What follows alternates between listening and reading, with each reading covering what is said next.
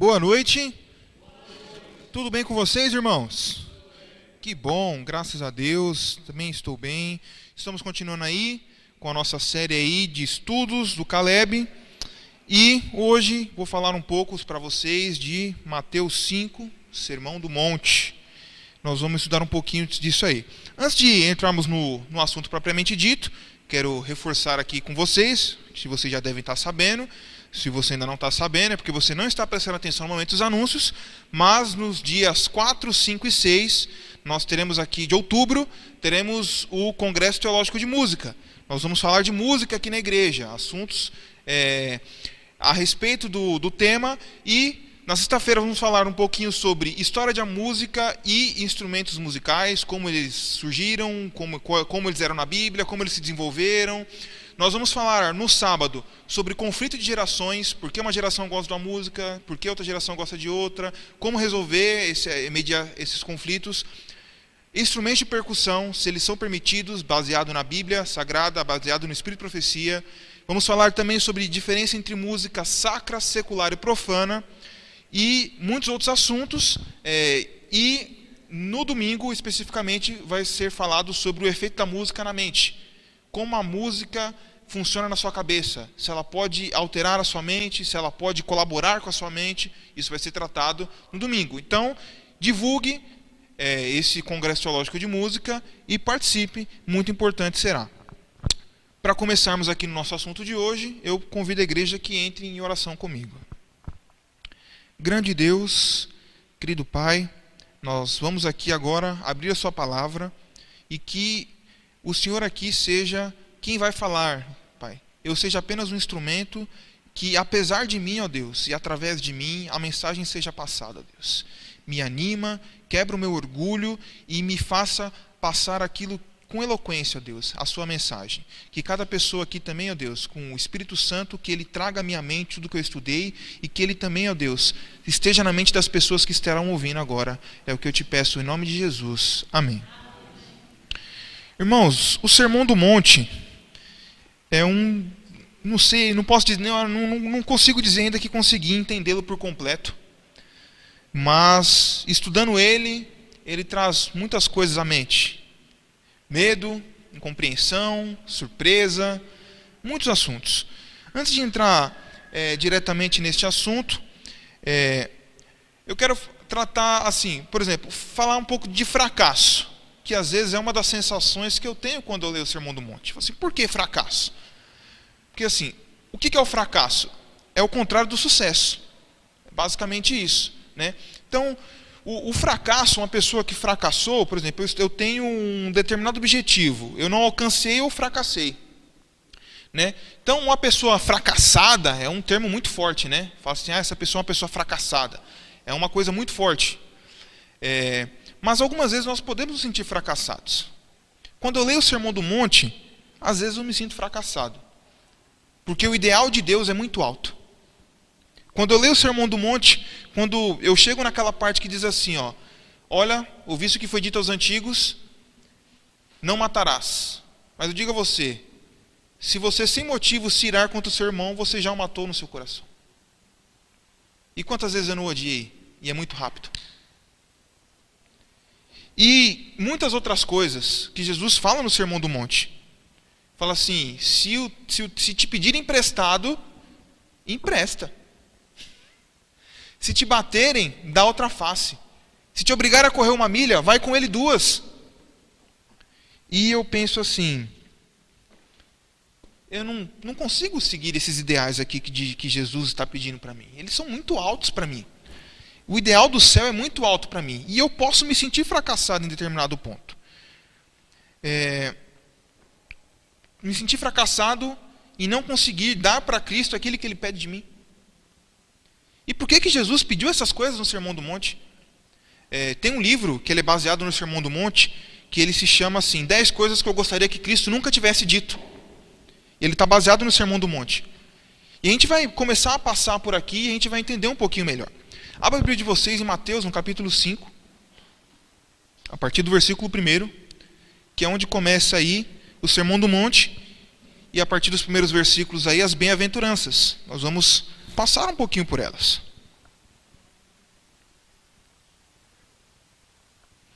capítulo 5 de Mateus, versículo 1. Diz assim, ó: Vendo Jesus as multidões, subiu ao monte, e como se assentasse, aproximaram-se os seus discípulos. Ele passou a ensiná-los, dizendo... Vamos parar por aqui por enquanto. Algumas coisas me chamam a atenção.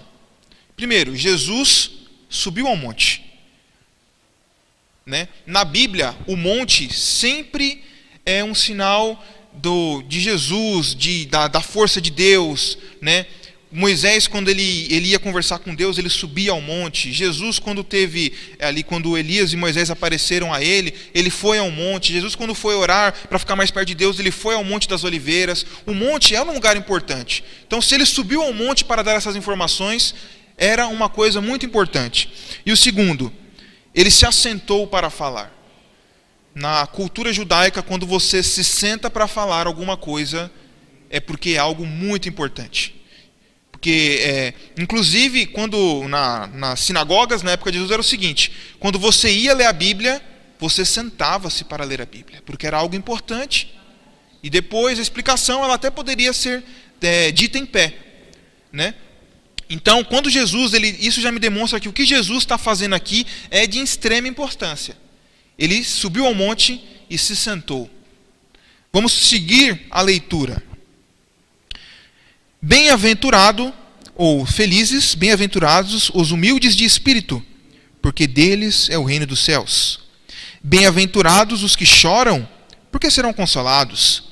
Bem-aventurados os mansos, porque herdarão a terra. Bem-aventurados os que têm fome e sede de justiça, porque serão fartos. Bem-aventurados os misericordiosos, porque alcançarão misericórdia. Bem-aventurados os limpos de coração, porque verão a Deus. Bem-aventurados os pacificadores, porque serão chamados filhos de Deus. Bem-aventurados os perseguidos por causa da justiça, porque deles é o reino dos céus. Bem-aventurados sois, quando por minha causa vos injuriarem, e vos perseguirem, e mentindo disserem mal contra vós. Regozijai-vos e exultai, porque é grande o vosso galardão nos céus, pois assim perseguiram os profetas que viveram antes de vós. Isso aqui é muito lindo, até poético, mas se você for assim, bem ao ponto, a impressão que dá é que felizes são os infelizes. Porque toda a impressão que dá, e é até correta essa primeira impressão assim, que é o seguinte: aqui nessa terra, amigão, você nunca vai ser feliz. Porque felizes são os que choram, felizes são os que são perseguidos, felizes são essas pessoas. A primeira impressão que temos é essa. E será que é só isso mesmo? Será então que assim, se você não está sendo perseguido, ou se você não chora, tem alguma coisa errada com você? É uma coisa a se pensar. Por que Jesus dá essas declarações tão fortes? Uma coisa é fato: nessa terra, né, não está o nosso galardão. Jesus, e uma das linhas de raciocínio é essa: nessa terra não está nosso prêmio, nessa terra não está a nossa coroa. Então quer dizer que assim, então enquanto estivermos na terra vai ser só coisa ruim? É uma primeira impressão que eu tenho quando eu leio isso aqui.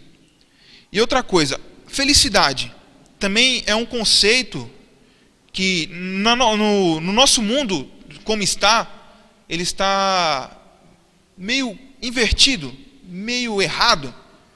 Porque o que é felicidade? O que te faz feliz?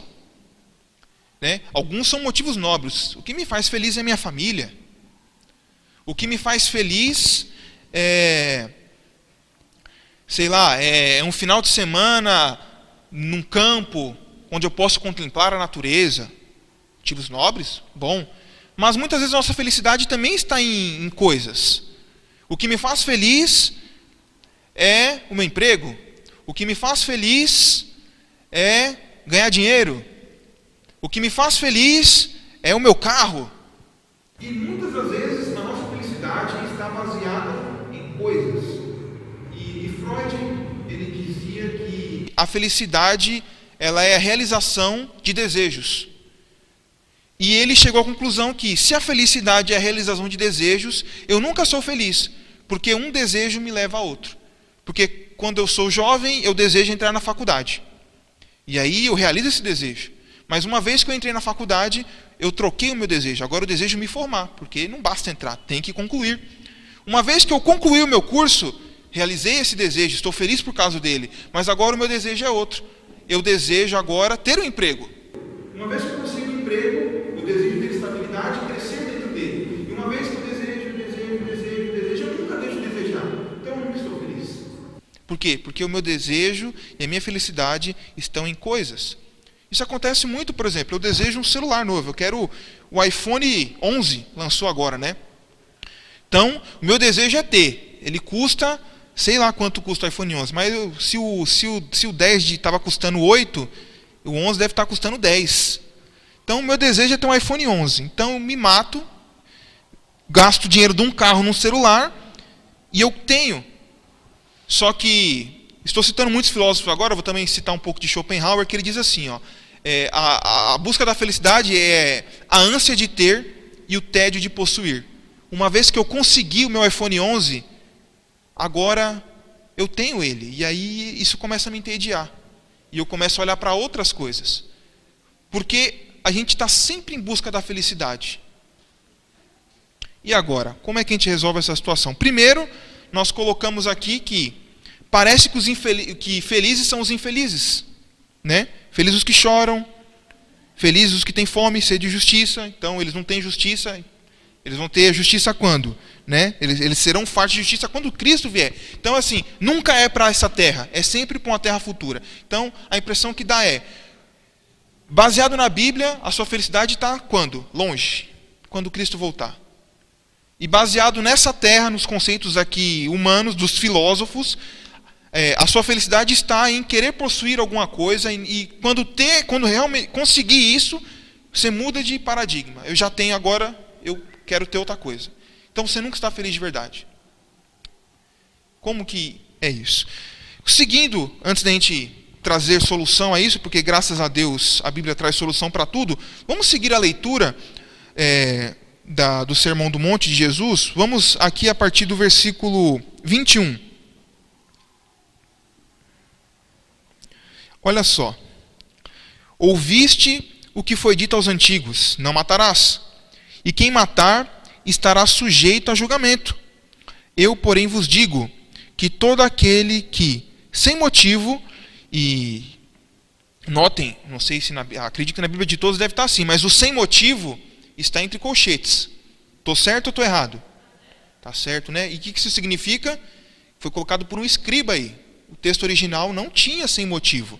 Então, o que Jesus disse é o seguinte: eu, porém, vos digo que todo aquele que se irar contra o seu irmão estará sujeito a julgamento. E quem preferir um insulto a seu irmão estará sujeito a julgamento a tribunal. E quem lhe chamar tolo estará sujeito ao inferno de fogo. Que dura essas palavras de Jesus. Olha aqui agora o versículo 27. Ouviste o que foi dito, não adulterarás. Eu, porém, vos digo, qualquer que olhar para uma mulher com intenção impura no coração, já adulterou com ela. E, se o teu olho direito te faz tropeçar, arranca-o e lança de ti, porque convém que perca um dos teus membros, e não seja todo o teu corpo lançado no inferno. E se a tua mão direita te faz tropeçar, corta e lança de ti, pois convém que se perca um dos teus membros e não vá o teu corpo inteiro para o inferno. Também foi dito, aquele que repudiar a sua mulher, dê-lhe carta de divórcio. Eu, porém, vos digo, qualquer que repudiar a sua mulher, exceto em caso de relações sexuais ilícitas, a expõe a tornar-se adúltera, e aquele que casar com a repudiada comete adultério. Ok. Mais palavras duras de Jesus. Acredito que a exceção aqui do adultério, todo o resto parece muito radical. Né? A questão do adultério aqui é bem aceita, né? Acredito, pelo menos eu, que é aceita, né? Então você só pode se separar da sua esposa se ela tiver tido relações ilícitas. Aí, ok. Mas Se o teu olho te faz pecar, arranca e lança. Se a tua mão te faz pecar, arranca e lança. Porque é melhor cego ou maneta entrar no reino dos céus do que o teu corpo todo vá para o inferno. É um discurso um tanto radical, extremista de Jesus. Não é? Vamos continuar a leitura. A partir do versículo, agora, 38. Ouviste o que foi dito, olho por olho, dente por dente. Eu, porém, vos digo, não resistai ao perverso. Mas qualquer um que te ferir a tua face direita, volta-lhe também a outra. E ao que demandar contigo, e tirar a túnica, deixa-lhe também a capa. Se alguém lhe obrigar a andar 1 milha, vai com ele 2. Dá a quem te pede, e não volte as costas a quem lhe deseja que lhe emprestes. Olha só que difícil. A impressão que dá é o seguinte: se alguém vier te assaltar, né, que nós sabemos que o IP é um bairro muito seguro, isso não aconteceria por aqui, né? Mas vamos supor que alguém fosse te assaltar aqui no IP, o cara passa, leva o teu celular e fala assim: opa, peraí rapaz, peraí, você esqueceu a carteira, você levou só o celular. Ó, aqui está a chave do carro, ó, tem um segredo aqui assim, ó. A impressão que dá é isso. Se ele está porque Jesus usou o exemplo da época dele. Se te levarem a túnica, deixa também que leve a capa. Se te bater numa face, dá a outra. Se te pedir emprestado, não dê as costas, empresta. Como entender esse discurso de Jesus? Como que eu faço isso? Como que eu vou cumprir isso aqui? E é por isso que de vez em quando eu olho para o Sermão do Monte e eu me sinto um fracassado, porque eu falo: Jesus, eu não consigo cumprir 1/10 do que está aqui. É um discurso duro. E vamos continuar, porque fica pior.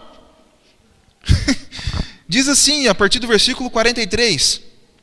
Ouviste o que foi dito, amarás o teu próximo e odiarás o teu inimigo. Eu, porém, vos digo, amai os vossos inimigos e orai pelos que vos perseguem. Como que você ora por alguém que te persegue? Segue aí, 45. Para que vos tornei filhos do vosso Pai Celeste, porque ele faz nascer o sol sobre maus e bons, e vir chuva sobre justos e injustos. Porque se amardes os que vos amam, que recompensa tendes? Não fazem os publicanos também o mesmo? E se saudardes somente os irmãos, que fazeis demais? Não fazem os gentios também o mesmo? Portanto, sede perfeitos, como perfeito é o vosso Pai Celeste. Como ser perfeito? Porque realmente, para cumprir tudo que está aqui nessa lista, tem que ser perfeito. É um discurso duro de Jesus. E o que isso quer dizer? Tem muitas visões aí, muitas pessoas que tentam interpretar, muitas filosofias acima disso. Os céticos, os incrédulos, dizem que isso aqui é mais uma loucura, né? Mas o Nietzsche, ele diz que o Sermão do Monte é uma mostra de como o ser humano gosta de se autotorturar, porque é como assim, é uma coisa que você nunca vai conseguir cumprir, mas você tenta se forçar a fazer. Então os ateus, os incrédulos, os céticos, eles acham que isso aqui é loucura, né? A visão católica, para interpretar o Sermão do Monte, é que isso aqui é para os santos. Poucas pessoas conseguirão alcançar isso aqui. E os que alcançam são os santos da igreja, né? Então, nem todos conseguirão alcançar esse grau de santidade. Mas aqueles que alcançam, eles são beatificados, canonizados e viram santos, né? Então, de acordo com essa visão, isso aqui não é para todos. Nós temos também a visão luterana, né? Que não é especificamente de Martinho Lutero, mas os luteranos, que são os que seguiram as ideias de Lutero, eles dizem o seguinte: o Sermão do Monte é para que você olhe para a lei e veja assim: eu não consigo fazer isso, e aí se volte para a graça. É até um ponto de vista interessante, né? Assim, você olha para tudo que é requerido por Jesus e fala assim: eu não consigo fazer isso, então eu esqueço da lei e me volto para a graça. É uma visão luterana. Tem a visão dispensacionalista, que essa teologia diz que o mundo ele passa por 7 dispensações: a dispensação edênica, a dispensação da lei, e atualmente estamos na dispensação da graça, e pós-milênio entraremos numa dispensação onde será possível cumprir tudo que está aqui. Mas será que é realmente assim? Será que Deus ia colocar algo na Bíblia que não seja útil para nós aqui, enquanto estamos na Terra? Né? A Bíblia não contém tudo, mas ela contém o essencial para a nossa salvação e o essencial para que nós possamos crescer em graça, crescer aqui no Espírito. Então, como compreender um discurso tão duro quanto esse do Sermão do Monte? A Bíblia, irmãos, ela não é um livro, como que eu explico? Não é um livro assim que ele vem separadinho por temas. Por exemplo, você não abre assim a página 1 e vem assim, a doutrina de Deus. Aí Deus é Pai, Filho e Espírito Santo, uma mesma pessoa, parará, igual a gente já estudou aqui na página 1, no livro 1. Aí o livro 2, agora vamos falar sobre a doutrina do sábado. Não. A Bíblia é um livro que conta a história do povo de Deus, com todos os seus erros, inclusive, todas as suas falhas, para que nós possamos aprender com elas. E ela também mostra o método de Deus ensinar. Sabe como que Deus ensina as coisas para a gente? Fazendo. Como que Deus ensina que eu tenho que guardar o sábado? Aí você vai lá em Gênesis e fala assim: e descansou Deus no 7º dia. Como que Deus ensina eu a perdoar? Ele fala assim lá em Miqueias, assim: eu pego seus pecados e lanço eles no fundo do mar e deles não me lembro. Ele te ensina a perdoar dessa maneira, fazendo. Assim como deveria ser quando você tem um filho. Que hoje em dia, não sei se hoje em dia ainda falam isso, mas eu já ouvia quando era criança assim, ó, quando o pai fazia um negócio errado, ele não queria que o filho imitasse, ele falou assim, ó, faz o que eu mando, não faz o que eu faço. Mas o filho ele não aprende assim, ele aprende pelo exemplo. Então, se você faz errado, seu filho faz errado. E até Deus, ele ensina dessa maneira. Ele te ensina fazendo. E quando Deus, ele vai nos ensinar um pouco sobre justiça, sobre convivência, ele mostra o ideal. É assim que tem que ser feito. Mas eu falo, Deus, eu não consigo. Aí, coloca a primeira imagem para mim, por favor. Sabe o que Deus quer que você faça quando você vê tudo isso aqui? Ele quer que você tente fazer. Ele quer que você, da sua maneira, pedindo ajuda, pedindo auxílio do Espírito Santo, faça. Mas eu não consigo, isso aqui é demais para mim. Faça. Sabe como que ele quer que você faça? Como uma criança. Olha só que interessante. O que essa criança está fazendo? Eu não ouvi. O que essa criança está fazendo? Ela está imitando o pai. E o tio, o primo, irmão, não sei. Ela está imitando. Então Deus faz e diga, me imite, sejam meus imitadores. Essa criança está imitando o pai perfeitamente? Tá ou não tá? Não! Não tá. Ela não está imitando perfeitamente. Se você olhar direitinho, ó, o pai está numa passada, o filho está em outra. Mas esse menino está genuinamente tentando imitar o pai. Quantas e quantas vezes você... Já vi vários vídeos na internet de filhos tentando imitar o pai. O pai faz um barulho, o filho tenta fazer igual. O pai faz uma careta, o filho tenta fazer igual. Exatamente. Porque ele está vendo e tentando copiar. E o Sermão do Monte é isso. Olha, filho, tem que ser assim, ó. Faça, mas eu não consigo. Faz, tenta. Assim, é difícil dizer assim, não é que é do seu jeito. É do jeito que você consegue, é do jeito de Deus. Mas da maneira que você conseguir fazer. A caminhada espiritual é assim. Você não vai conseguir fazer perfeitamente tudo que Deus te exige. E eu não estou pregando comodismo ou vida fácil no cristianismo. Porque como nós já lemos aqui, não é vida fácil. mas é tentar dar o seu melhor, procurar fazer. Porque esse menino, ele vai crescer e um dia ele vai conseguir fazer como o pai dele, talvez, né? É claro que, como nosso ideal é Cristo, quem devemos imitar é Cristo, nunca seremos perfeitos, iguaizinhos a Cristo, mas Ele vai te ajudar a colocar um pezinho no lado certo, entendeu? É assim que vai ser.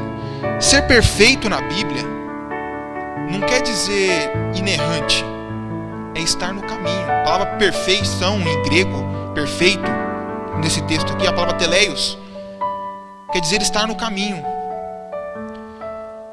Entenda uma coisa, para você chegar ao céu, primeiro que não é nada que você faz. Nós sabemos disso, né? Justificação pela graça, mediante a fé. Então não é nada que você faça, mas o que você faz mostra de que lado você está. Se você ama o seu pai.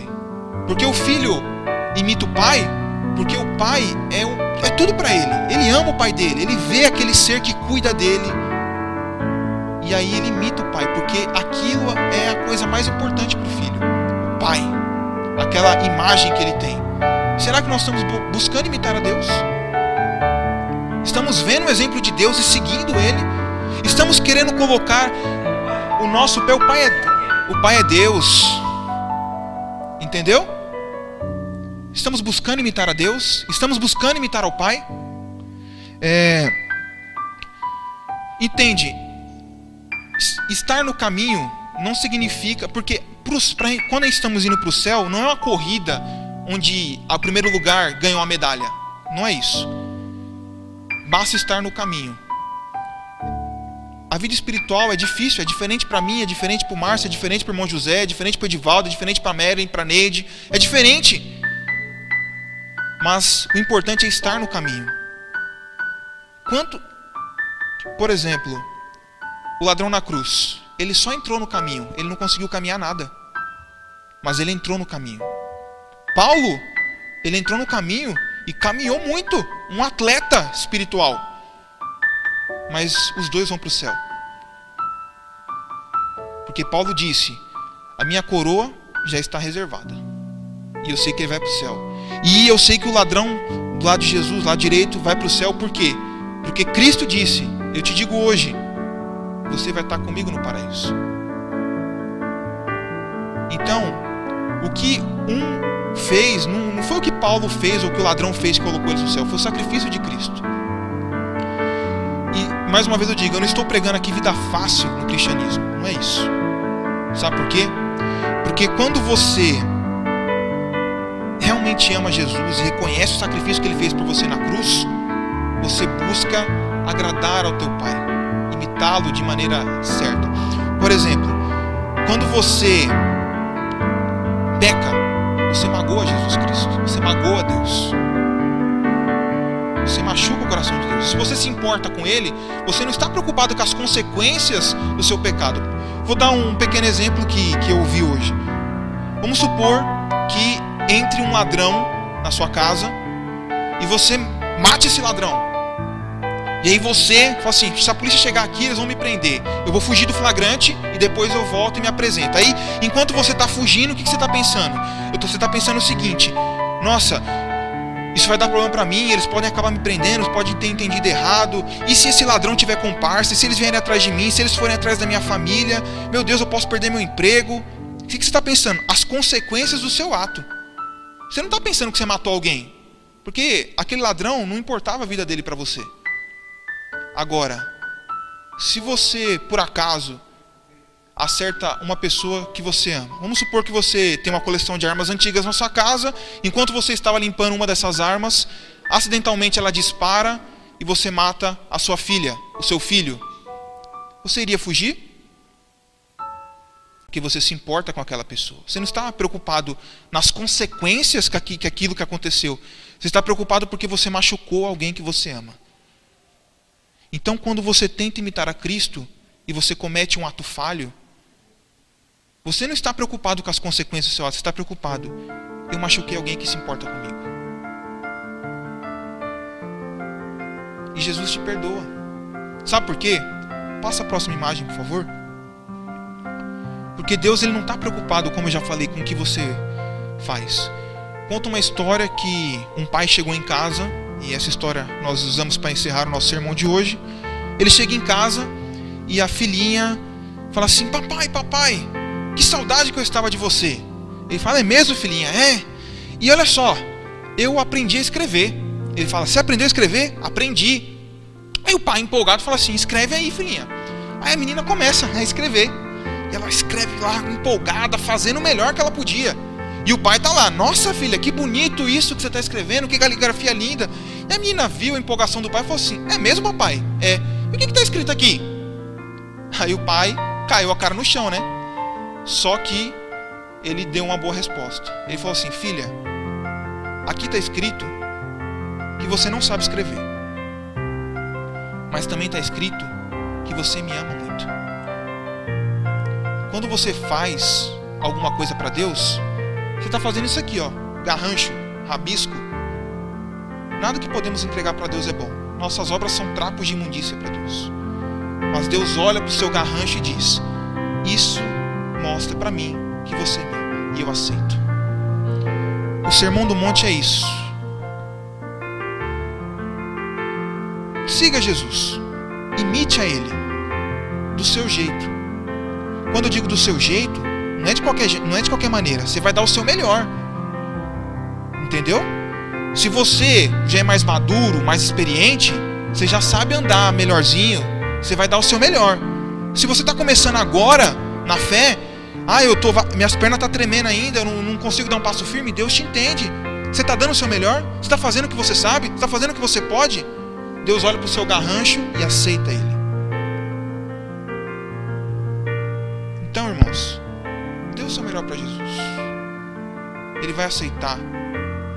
Ele vai te compreender as suas falhas e seus erros. A graça basta. Não é uma graça barata. Valeu muito o sangue do Filho de Deus. Então não desperdice a graça. Não viva como se o que Cristo fez na cruz fosse de pouco valor. Ele deu tudo o que ele tinha por você. Já falei isso aqui muitas vezes. Se precisasse de mais algum, você fala assim: Deus, eu quero o seu sacrifício e mais alguma coisa, não tem. Deus deu tudo. Tudo.